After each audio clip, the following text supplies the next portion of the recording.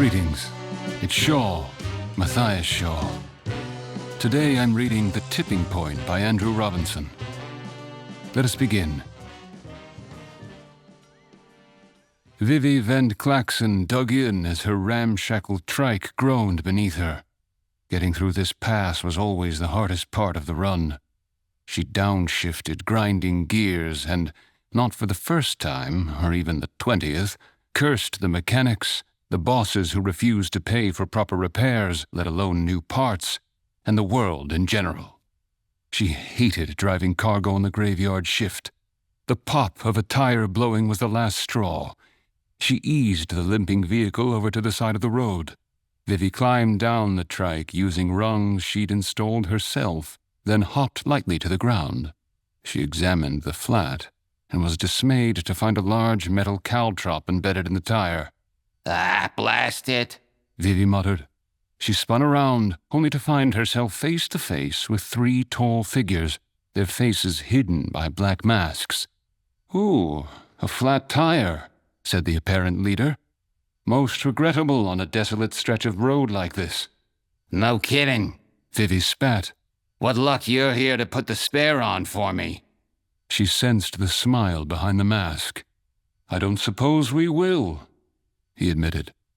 "What's your name?" Vivi goggled for a moment, reaching for her wrench. What were they playing at? "Griselda," she grunted. "And if you're not going to help me, it's probably best you get on your way. Dangerous out here for travelers." "That it is," he said, not unkindly. She looked up at him.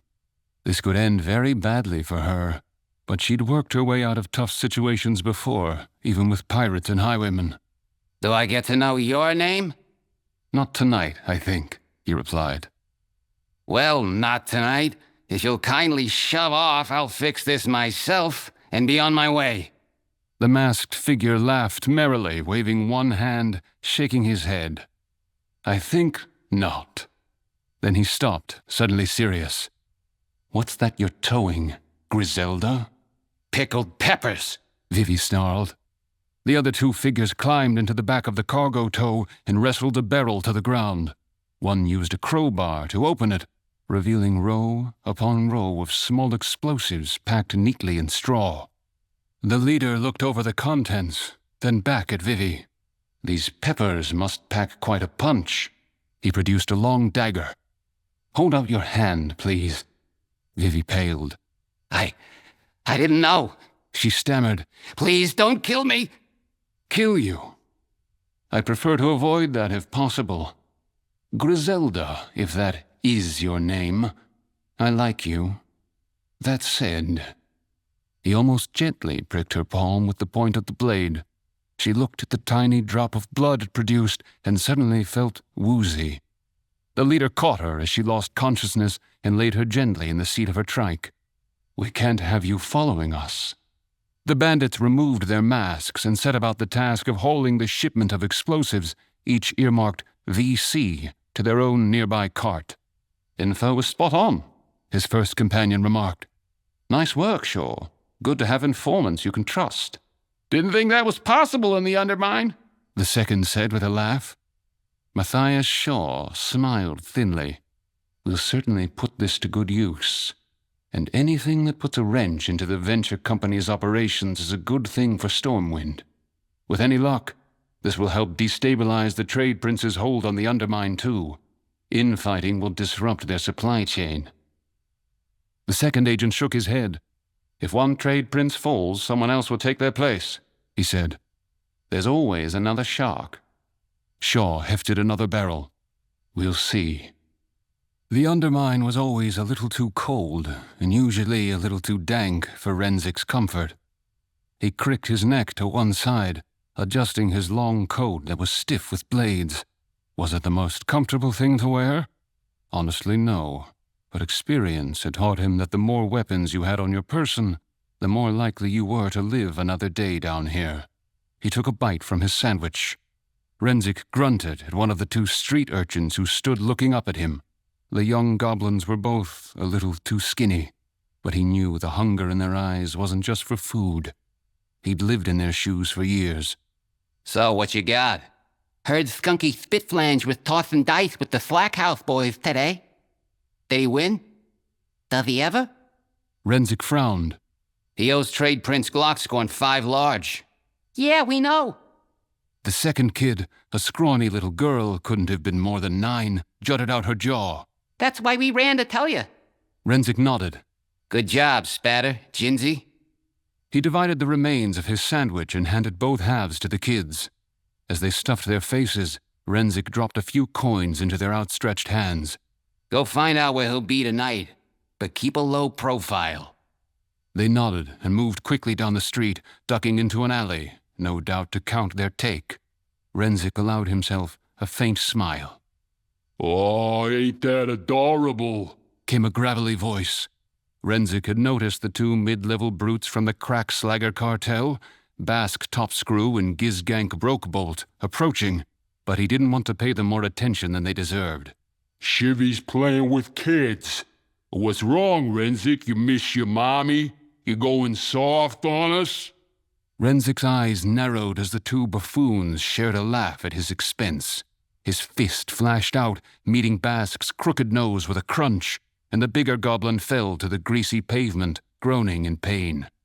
Gizgank turned on Renzik, but pulled up short at the shiv that had almost magically appeared in Renzik's other hand, now pressed hard against Gizgank's cheek. Renzik smiled unpleasantly. I seem soft to you? Gizgank gulped and shook his head. Because if I'm getting that reputation, I can think of 2 actions I could take right now to correct it. Okay. Basque groaned as he staggered to his feet. Don't gotta take it so personal. Just came to deliver a message. Boss is calling in all the captains. Renzik wondered what could be so important, but he knew it couldn't be good. Okay, you delivered your message. Scram. The brutes scowled, but left. Basque holding a dirty handkerchief to his bloodied face. You broke my nose again, he grunted. Did you a favor, Renzik shot back. Again. He watched them turn the corner before sheathing his makeshift weapon. Dummies like that you could see coming a mile away, but nobody seemed to understand the value of street kids. As far as the Undermine was concerned, they were either a minor nuisance or completely invisible, which made them useful. Renzik knew that truth from harsh experience. He'd spent most of his childhood as an orphan on the streets of the Undermine. He remembered the day his parents had been murdered for what little they had. The monsters who did it barely offered a word of consolation. Nothing personal, Pipsqueak. This is just how it is. It's a dog-eat-dog world out there, so you better learn to eat. He spent the next few years of his life begging, stealing, and worse. He learned to give no mercy and to expect none in return, and he started to carry a shiv, his last line of protection on the mean streets. His activities caught the eye of a local captain who, catching him pilfering from a cash box one night, was impressed with the kid's moxie. Rather than ending Renzik, the captain put him to work. As Renzik grew, older goblins would send him on increasingly dangerous errands, stealing, running contraband, sometimes knocking out a guard. When he succeeded, he ate. He earned a reputation as a strong fist and a reliable knife in the dark. Eventually, though, he got caught filching from one of the trade princes and was sent to work in the mines. The brutal conditions toughened him and made him even stronger. Eventually, Renzik was recruited into the cartel of a local trade prince, Mozzie Glockscorn. His childhood had taught him everything he needed to survive in the Undermine. Few knew the back alleys and sewers better than he did. They called him the Shiv, for both his use of the improvised weapon and his ability to improvise himself, and he quickly rose through the ranks, from lookout to runner, to brute, to enforcer. Eventually, he caught Mozzie's eye personally, and the trade prince named him a captain, part of his inner circle, a made goblin, so to speak, the bloody fist of the Crackslagger cartel. To hear Mozzie tell it, Renzik had broken the nose of every goblin in the Undermine at least once, and broken noses was the least of it. His shiv had carved out the cartel's territory, its business, its enemies. But he had few regrets. Like he'd learned as a kid, it was dog-eat-dog down here, and he was happy enough to be alive with coin to burn. That said, he had to admit he'd gotten a little tired of it all. Never a moment's peace, never knew who he could trust. He took some measure of pride in his skills. They were the reason he was still sucking air on a daily basis. But lately the work was just stale. Somewhere deep down he knew this life was ugly, and he wished he'd walked a different road to get here. And the thing he almost never dared admit to himself, he did, indeed, miss his mother. He'd never known a tender moment since the day she was murdered. He paused for a moment. Did he have a soft spot for those street kids? All he knew was no kid deserved this life, and that little flame of injustice that had kept his heart beating all these years had never quite gone out. He shook himself out of his reverie. It was being the best and most ruthless that had gotten him where he was, and he recognized that, albeit through force of will and violence. The trade princes had managed to create some stability in the undermine where there used to be only chaos. This was how things were done down here, and they would likely never change. He started toward headquarters, wondering what trade prince Glockscorn wanted. Renzik sat uncomfortably at a long table with a dozen other high-level goblins.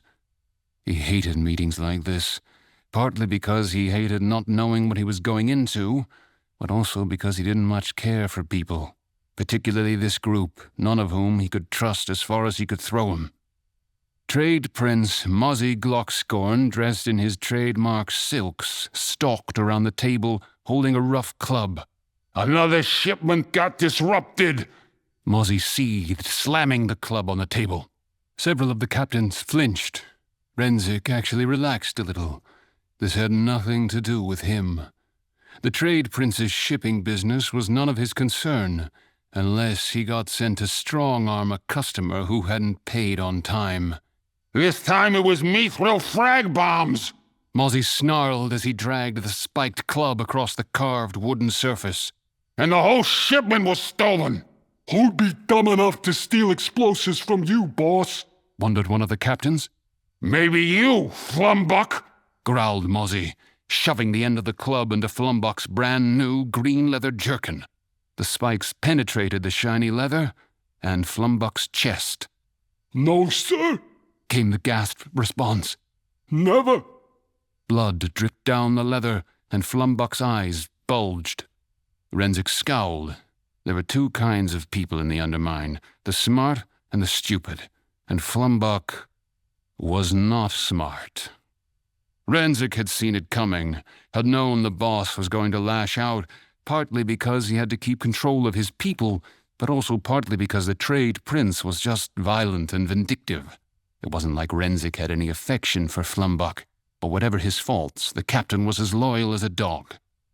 Renzik cricked his neck to one side to cover his discomfort just as the door opened, and a brute ushered in a diminutive female goblin.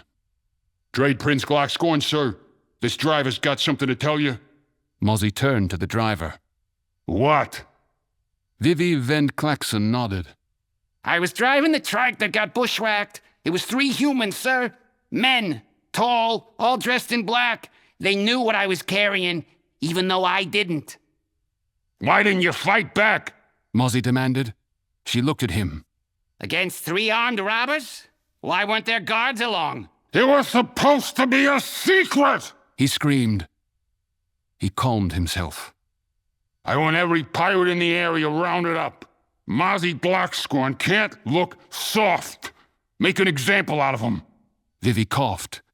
Beg your pardon, sir, but I don't think it was pirates. Oh, really? The trade prince sneered. Too polite, well-spoken, and frankly, pirates in these parts tend to smell rank, sea rot, and dead fish. These guys smelled clean. Mozzie paused to take this in as the captains rushed to redirect the trade prince's attention. Could be a competitor horning in on your affairs, sir. Could be the buyer running an end around. Mozzie turned a vicious eye on his captains. Or it could be one of you looking to line your pockets. Furious denials ensued. Renzik looked around carefully at them all. Mozzie barked with a harsh laugh. Who knows? Could even be someone from the Alliance looking to score some freebies. One thing I know for sure, some snitch in my organization is passing information to someone who's robbing me. The captains looked around uneasily, casting suspicious glares at one another. Could it be one of them? And that can't happen. Who knows why?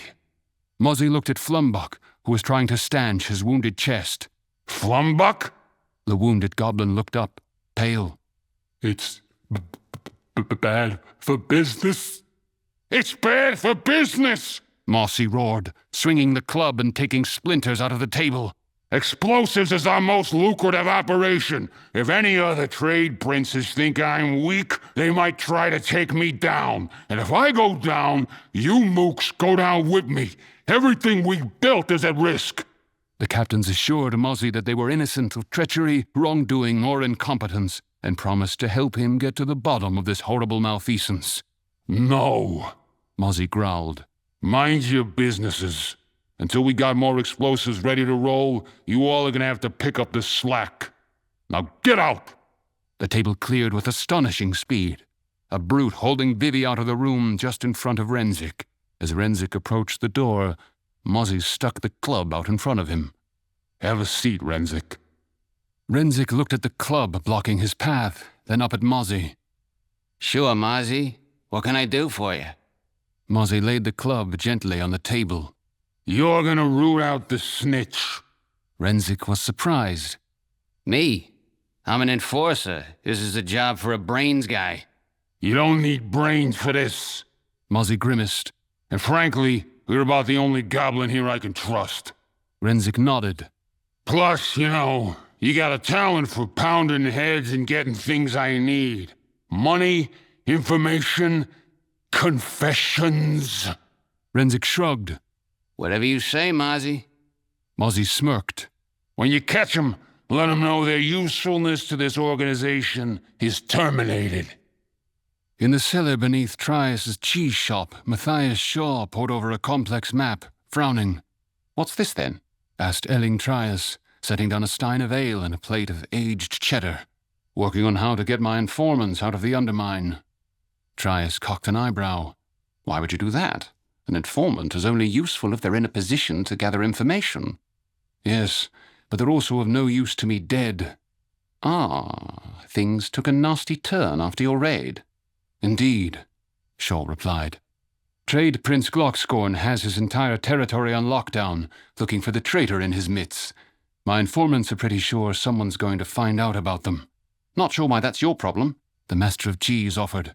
All good things must end. That's awfully cynical. Shaw fixed Trias with a steady gaze. They've put themselves at risk. They've given me good information, and light help me, I can't just let them perish. If you had any idea how rare it is for a goblin to be willing to risk everything for an uncertain shot at a better world. Trias cocked an eyebrow. Vanishingly so, I imagine. Shaw turned his gaze to the floor. I've spilled plenty of blood in my career, or allowed it to be spilled while I stood aside. I find that doesn't sit well with me here. Why, Mathias, you sound almost idealistic. Trias smirked. Shaw scowled. These people aren't criminals. They're just looking to break the cycle. He studied the map, then looked up at Trias. Besides, it'd be far better for the Alliance if they're not caught and forced to confess to helping Stormwinds steal their best armaments. The less anyone knows about our dealings, the better. Wouldn't you say? Trias sipped his ale. You make a compelling point. So, given that SI-7 doesn't exactly have anyone who can enter the region unnoticed, as it were, how do you plan to extract them? Shaw knitted his brow, plotting his mission on the map.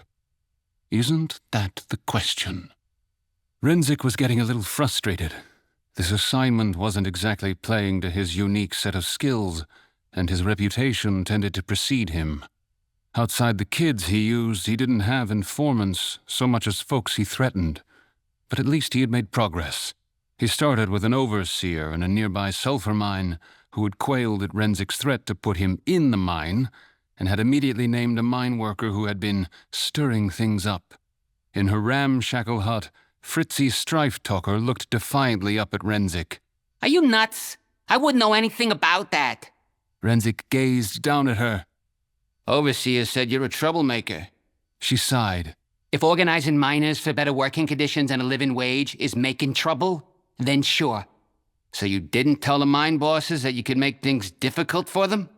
I meant I'd call for a work stoppage. She gave Renzik a plaintive look. I don't want to die, but there are too many workers down here who are dying, whether they're getting hurt or sick, kept poor. The bosses just want you to make an example of me to stop us working together. That gave Renzik pause. His own time in the mines was not something he remembered fondly, and there was no reason to think workers' situations had improved since then. Besides, Fritzy continued, even if I wanted to do it, explosives gotta be chemically blended, refined, packaged. The shipments would be charted and timed. All that's way above my pay grade. Try someone who knows about schedules. She made good points. He nodded his thanks and turned to go, then paused and tipped a lamp off a table, breaking it. Hey! What was that for? Fritzy demanded. Sorry. Renzik sighed. I got a reputation to keep. Renzik stopped outside a surprisingly well-kept cottage on the Lower East Side. He'd strong-armed the cartel's dispatcher into naming a driver whom he'd said had complained about low pay and long hours. Deep down, Renzik thought it sounded like management was using him to get rid of another potential rabble-rouser, but he had to check it out. He knocked on the door. Moments later, a young female goblin opened it, looking up at him nervously. Yes? Beazle Narflux? He asked. A young man joined her. I'm Beazle, he said, putting himself between her and Renzik. Renzik appreciated his bravery, protecting her like that. Name's Renzik, he said. He didn't even notice the blood drain out of their faces. Mind if I come in? The couple silently moved aside, and he stepped heavily into the small house. The room Renzik found himself in was, honestly, pretty nice. Not luxurious by any means, but clean and neat. And what they had was better quality than most working goblins he dealt with. There was even a decorative plate on the wall, nicer than he'd expected they could afford. The couple stood there, the wife wringing her hands anxiously. He examined the plate. Definitely not goblin work.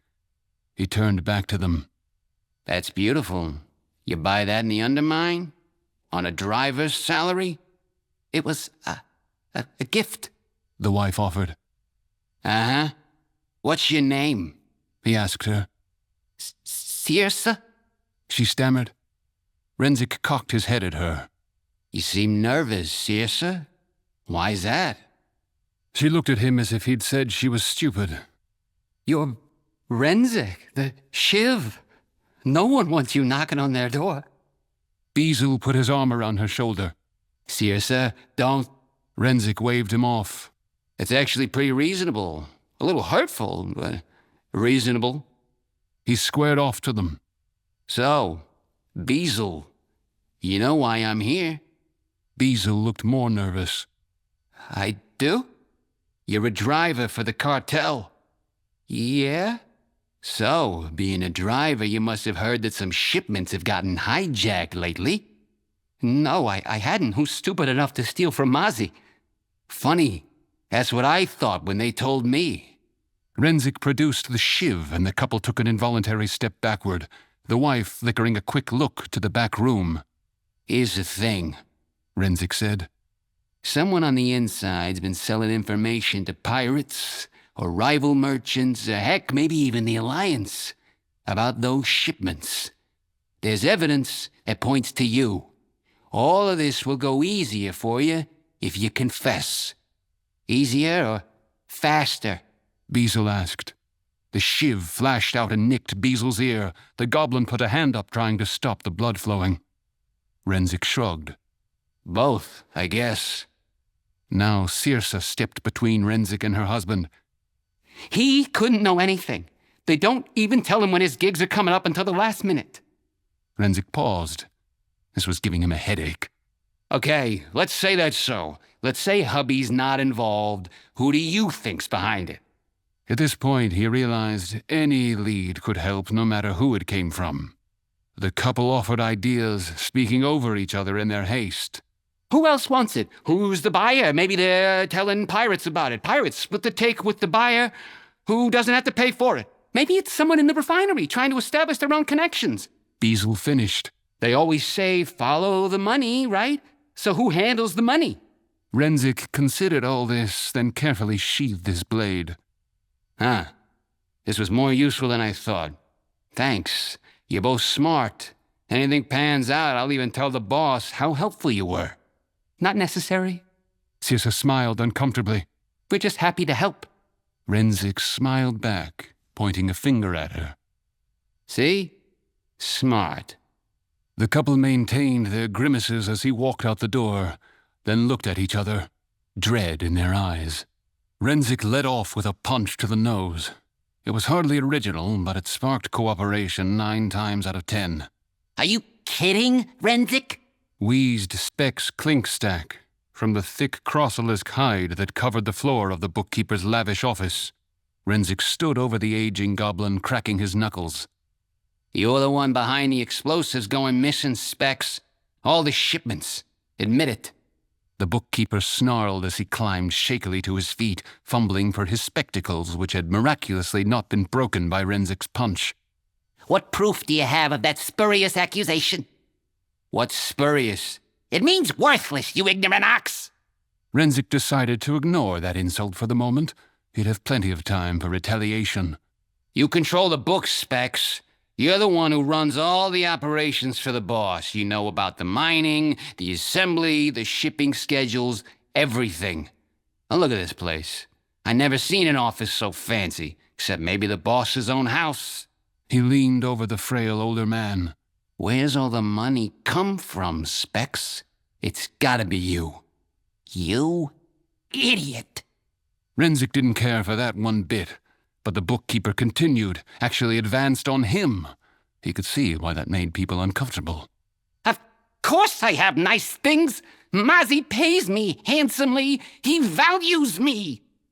Specs turned to a table that displayed photographs of him with various higher-ups in the organization, either working or enjoying celebrations, and picked up an accounting ledger.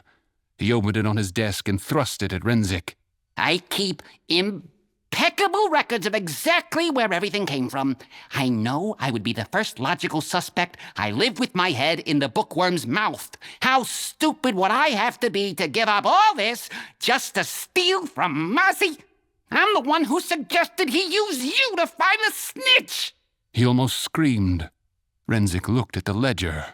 What little he knew of numbers seemed to indicate that the bookkeeper's outrage was justified. He sighed. He had hit yet another dead end, and, truth be told, he didn't know where to go from here. He was tired of this game.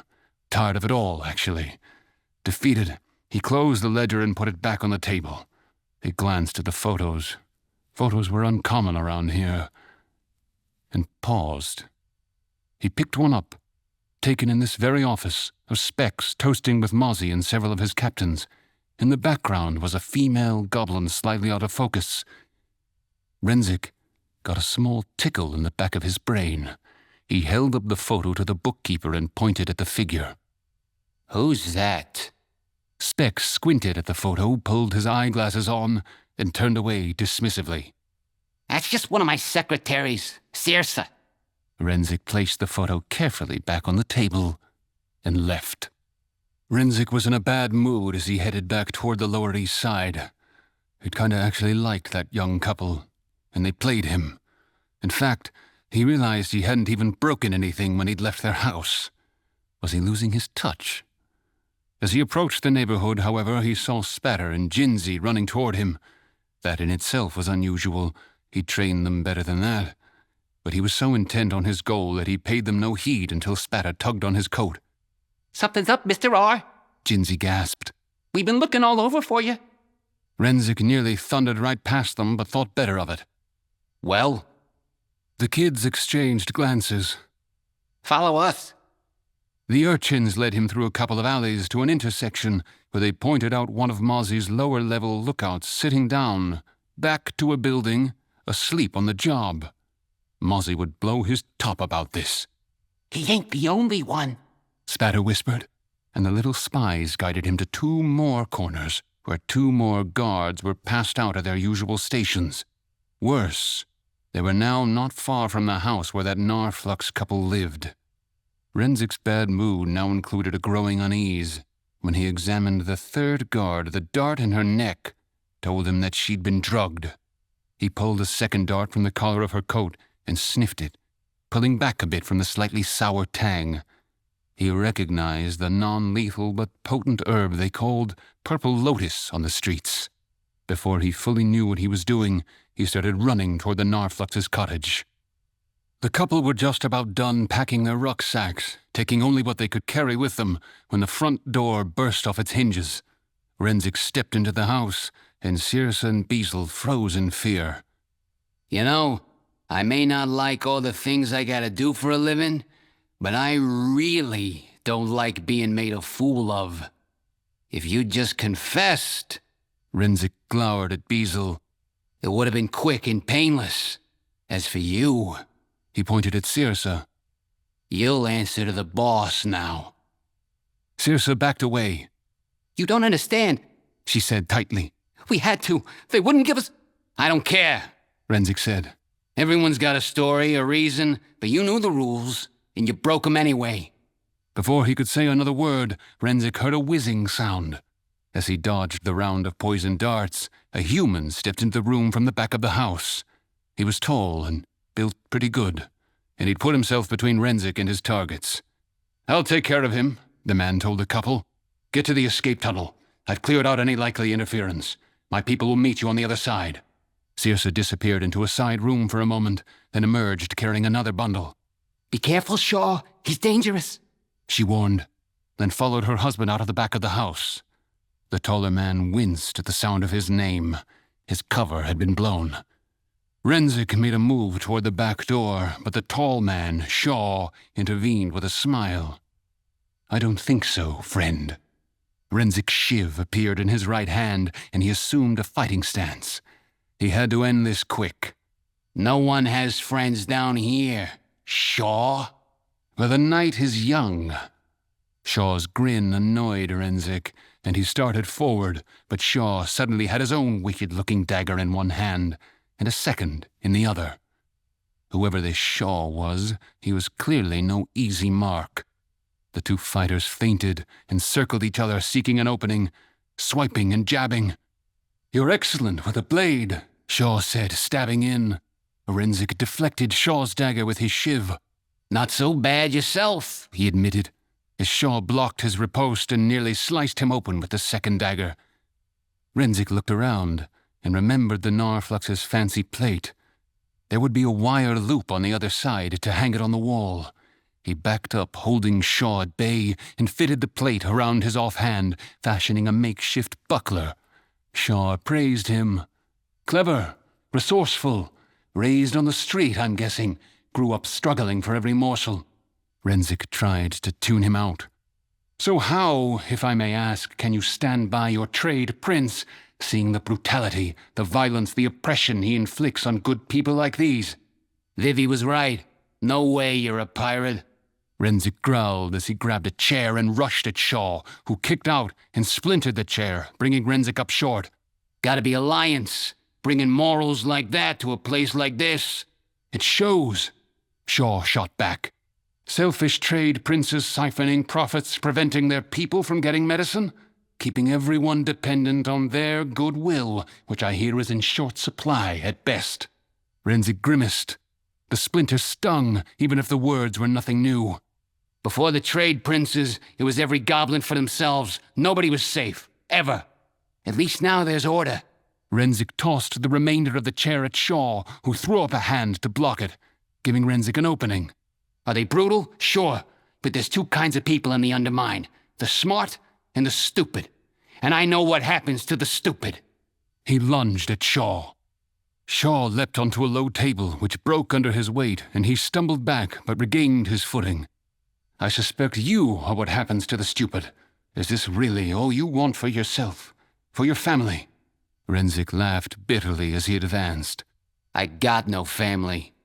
You must care about someone down here, Shaw insisted as he swiped and twirled his blade, stymieing Renzik's charge. I noticed your little lookouts on my way in. All those children relying on you for their next meal. Renzik thought about the street kids, what their futures looked like without him, then snarled. The guy was trying to get into his head. Down here we live for ourselves, and I've seen it much worse.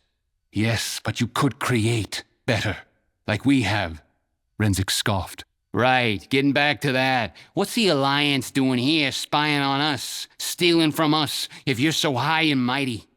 Shaw shook his head. Goblins. There is much to admire about your people. You're creative, inspired, you build brilliantly, and yet you seem satisfied to live in a system engineered to exploit you. Your boss sells bombs to line his pockets. He keeps your people down here, sick, poor, starving, doing his work. But those bombs also harm good people everywhere, including my people. I stole them to get them away from bad actors. Renzik stabbed forward, but Shaw dodged him. The Alliance has committed its share of ugliness. Absolutely, Shaw admitted. I've had a hand in some of it. The Alliance isn't perfect, nothing is. But they do want peace. They are trying to be better. By undercutting our system and using those sick, starving goblins to do your dirty work, you just like making traitors. Oh, come on, Shaw countered as the two continued to dart and feint. Traitors to what? A corrupt crime lord? The Narfluxes just wanted medicine, and maybe to do a little more than just exist. Renzik slashed at Shaw. I survived well enough without being a fink. You're so focused on going it alone, on your strength, how you survived this place. Shaw snapped as he parried. But you must understand that's what Mozzie wants. For you all to feel alone, on guard, keeping each other in line. You're doing the hard work for him. Tell me, friend, what happens when the trade prince realizes your little lookouts are more loyal to you than they are to him? When you're less a tool than a threat? Renzik sagged, just for a moment under the weight of the thought, which gave Shaw his own opening. The spy flicked one of his daggers at Renzik, who barely deflected it with the broken plate. It stuck into the floor at his feet. Renzik grabbed it and launched himself at Shaw. The taller man would normally have had the advantage, but Renzik dove for the legs, slicing through Shaw's pants. The larger man's gasp of surprise and pain told him he'd scored a hit. Rolling to his feet, ready to continue, Renzik prepared to attack. But Shaw began to stagger, gave him a strange smile. Well played, friend. Without another word, he collapsed, out cold. Renzik was confused for a moment. He hadn't scored anything like a fatal wound. Heck, it wasn't more than a deep scratch. Then he realized, ran a finger over the blade and sniffed it. It was coated with purple lotus. He'd gotten the tall human with his own strategy. What gave Renzik pause was that he knew purple lotus was almost never fatal. It just put you to sleep. So even if Renzik had lost, he realized as he trussed up Shaw securely, the tall one wasn't looking to kill him or any of those lookouts. He examined the dagger, a very nice blade, and dropped it into his coat pocket. He had his prize from Mozzie, a far better outcome than he could have possibly imagined. But he felt a little twinge of regret for what would almost certainly happen to the guy. Still, he was just doing his job.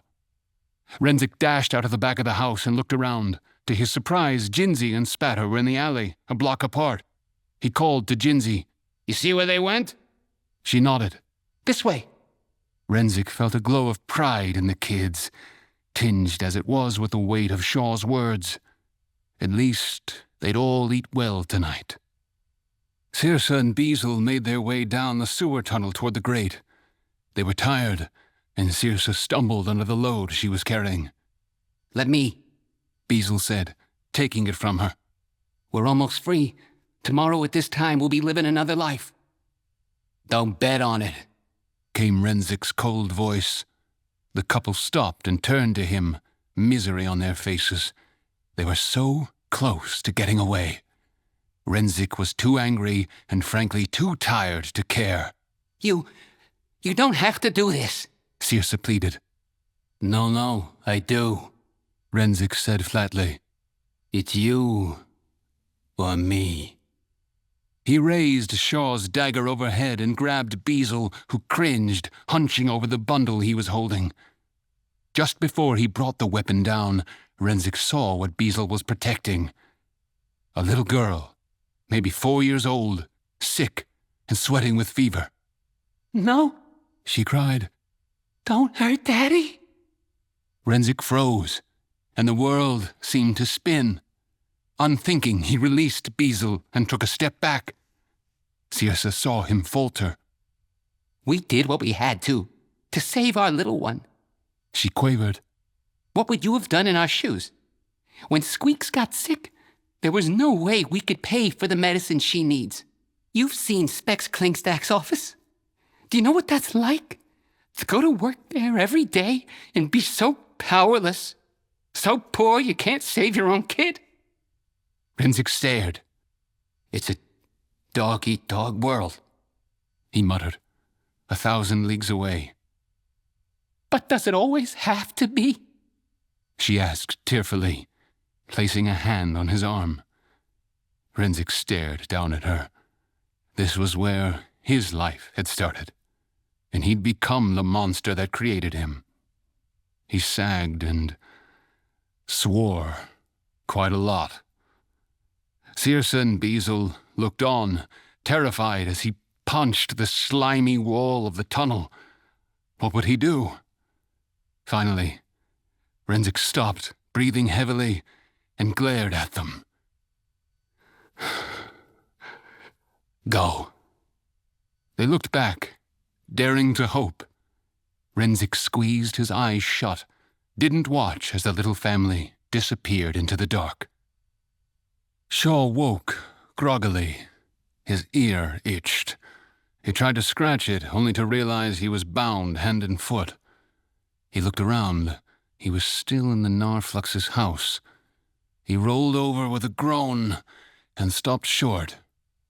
Sitting in the lone, unbroken chair was Renzik, flipping the dagger he'd taken from Shaw, glaring at him. Well, Shaw ventured, I suppose the fact that I'm still alive is hopeful. We got us an optimist, Renzik grunted. Nah, Mozzie is gonna want to meet you. Fair enough, sighed Shaw. What did you do to the family? Renzik paused. They're fine. I assume they're with whoever you had waiting for them? Interesting, Shaw mused. That was a good deed you did.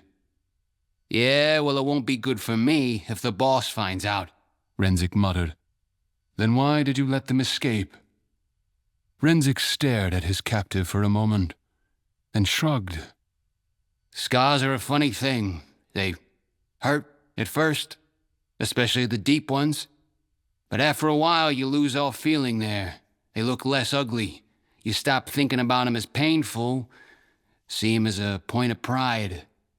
You talk about it with anyone who will ask, because they show that you're strong for having survived something nasty. Renzik sighed deeply. But that doesn't mean you wanted to get hurt in the first place. I've been surviving down here for a long time. Like you said, a pretty miserable long time. And I do better than most. But that's because I do my job better than most. You're the first one who's ever challenged that this is how things should be, that this is how things will always be. Shaw sat up slowly. And? I don't really like to think about my life. But what you said kind of made me. I've only ever done anything to survive or to get ahead. Only ever worked for more and more powerful criminals. I make a living breaking things, or worse. Most folks I deal with don't have a pot to piss in. I never really considered that things could be different, better, that things could be fair. Shaw nodded. I know, from experience, when something is all you've ever known, then you think that's just the way it is, and you wonder how one person can ever hope to change it. But at least I'm respected here. Renzik protested weakly. There is a difference, my friend, Shaw offered, between respect and fear. Renzik scowled at the bound man, held up the dagger, crossed to him, and cut the rope binding the spy. Ain't that the truth? You think there's another way to go about? He waved the blade around, indicating everything. This? Shaw rubbed his wrists, then slowly rose to his feet. Honestly, I don't have many answers, and I can't promise that I ever will. But I see something in you that gives me, well, hope. You're dumber than you look. Shaw shrugged. Probably true. He looked at his dagger. I don't suppose... Renzik snorted. Nope. Souvenir. Shaw nodded. What made you decide to release me? Renzik cocked his head. Don't look a gift Kodo in the mouth, dummy. Well, while we're asking, why would you risk everything to save some nobody goblins who already got you what you wanted? Shaw sighed. Because they deserved it. Because I said I would. And if my word is worth nothing, then maybe I'm worth even less. Light knows I can't pretend I'm a good man, but I can serve a good cause. Renzik stared at him. Shaw smiled wanly and started toward the rear entrance of the house, then paused. He tossed a coin onto the table. Renzik picked it up. It bore a strange insignia. If you can find a way into Stormwind City, take this coin to the Master of Cheese, Shaw told Renzik. Maybe we can help you find what you're looking for, or at least something more worthy. Renzik sheathed his new knife. Just so you know, I don't know that I can ever be a good guy. Already done too many bad things. But maybe I can see being a bad guy in service of a good cause, too. Shaw nodded his approval. If I may abuse the cliché, we're not so different, you and I. He slipped into the night. Renzik sat there for a few long minutes before pocketing the coin. The little house burned quickly enough. Renzik wanted to make sure it wouldn't go out accidentally, then walked away. He hadn't gone more than a couple of blocks when he realized that Jinsey was following him. Renzik stopped and sighed. Figured you'd have already found a place to sleep for the night, Jinsey. She said nothing. So, what's up? He asked. She side-eyed him suspiciously. Who is that human? Was he the guy who tranked Trade Prince Glockscorn's lookouts? Renzik's eyes narrowed a little. Don't you worry about that. And don't you talk about that neither. He reached into a pocket and handed her several more coins. She counted them in a split second and jutted her jaw at him defiantly. It's gonna take a whole lot more than that to buy me off. He cocked his head. You want more money? She shook her head. I want a promotion. Renzik grinned. Let's talk. I'll buy dinner. So? Mozzie demanded from Renzik the next day. I found the culprits, Trade Prince Glockscorn. Young couple short on cash. A driver and one of Speck's secretaries. Specs? You think he was involved? Renzik considered. He certainly didn't like the old jerk, but it wasn't worth the trouble. No, sir. I assume you took care of them. Mozzie asked. I need to send a message to anyone who might get ideas about crossing me. Let me put it this way. Renzik assured him. They ain't never gonna make trouble for you again. Mozzie smiled and nodded. Knew I could count on you. Now get back out there and crack some heads. Leaving Mozzie's HQ and stepping into the streets, Renzik pulled his coat a little tighter against the dank and reflected on the events of the last week. Maybe it had been stupid to lie to Mozzie, so if he was smart, he'd have to figure out how to evade the trade prince's inevitable fury. He still felt the weight of the spy's coin in his pocket. Perhaps there were warmer days ahead. Valuable information, to be sure. I trust I will see you in World of Warcraft: The War Within, Patch 11.1, Undermined. Until then, sleep with one eye open.